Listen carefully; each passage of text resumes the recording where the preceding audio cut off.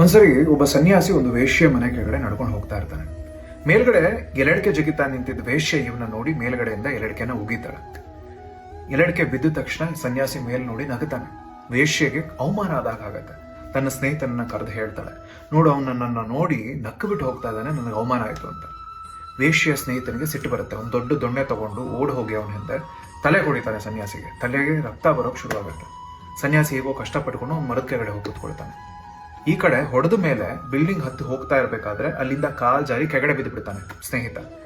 ಕಾಲು ಮುರಿದೋಗುತ್ತೆ, ಎದ್ದೇಳೋದಕ್ಕೂ ಆಗೋದಿಲ್ಲ. ಒದ್ದಾಡೋಕ್ ಶುರು ಮಾಡ್ತಾನೆ, ಕಿರ್ಚೋಕ್ ಶುರು ಮಾಡ್ತಾನೆ. ಇದನ್ನ ನೋಡಿದ ವೇಶ್ಯೆಗೆ ಅರ್ಥ ಆಗುತ್ತೆ, ಇದು ಅವನಿಂದಾನೇ ಆಗಿರೋದು, ಸನ್ಯಾಸಿಯಿಂದಾನೇ ಆಗಿರೋದು ಅಂತ. ಓಡ್ ಬಂದು ಸನ್ಯಾಸಿ ಕಾಲಿಗೆ ಬಿದ್ದು ಬಿಡ್ತಾಳೆ.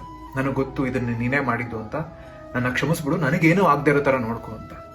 ಸನ್ಯಾಸಿ ನಕ್ಬಿಟ್ಟು ಹೇಳ್ತಾನೆ, ಇದು ನನ್ನ ನಿನ್ನ ಮಧ್ಯೆ ನಡೀತಾ ಇರೋ ಜಗಳ ಅಲ್ಲ, ನನ್ನ ಸ್ನೇಹಿತ ನಿನ್ನ ಸ್ನೇಹಿತನ ನಡುವೆ ನಡೀತಾ ಇರೋ ಯುದ್ಧ. ನಿನಗೆ ಅವಮಾನ ಆಯ್ತು ಅಂತ ನಿನ್ನ ಸ್ನೇಹಿತನಿಗೆ ಕೋಪ ಬಂತು, ನನಗೆ ನೋವಾಯ್ತು ಅಂತ ನನ್ನ ಸ್ನೇಹಿತನಿಗೆ ನೋವಾಗಿದೆ, ಅದಕ್ಕೆ ಹೀಗೆಲ್ಲ ಆಗ್ತಾ ಇದೆ ಅಂತ. ಜೀವನದಲ್ಲಿ ಅದೆಷ್ಟೋ ಯುದ್ಧಗಳಲ್ಲಿ ನಮಗೆ ಅದೆಷ್ಟೋ ನಷ್ಟಗಳು ಹೇಗಾಗಿರೋದಿಲ್ಲ, ಅದು ಹೇಗೆ ಗೆದ್ವಿ ಅಂತ ಗೊತ್ತಿರೋದಿಲ್ಲ. ಬಟ್ ಅದ್ರ ಹಿಂದೆ ಅವನ ಕೈ ಇರುತ್ತೆ. ಅವನು ನಮ್ಮ ಸ್ನೇಹಿತನಾಗಿದ್ದಾಗ ನಮಗೆ ಯಾರಾದ್ರೂ ನೋವು ಮಾಡಿದ್ರೆ ಅವನಿಗೂ ನೋವಾಗತ್ತೆ. ಆ ನೋವು ಮತ್ತೆ ಆಗದಿರೋ ತರ ನೋಡ್ಕೊಳ್ತಾನೆ. ಆ ಯುದ್ಧನ ಹೇಗೆ ಗೆಲ್ಲಿಸ್ಬೋದು ಅಂತ ಯೋಚನೆ ಮಾಡ್ತಾನೆ. ಭಗವಂತನ ನಿಮ್ ಸ್ನೇಹಿತನ ಮಾಡ್ಕೊಳ್ಳಿ, ಯೋಚನೆ ಮಾಡಿ.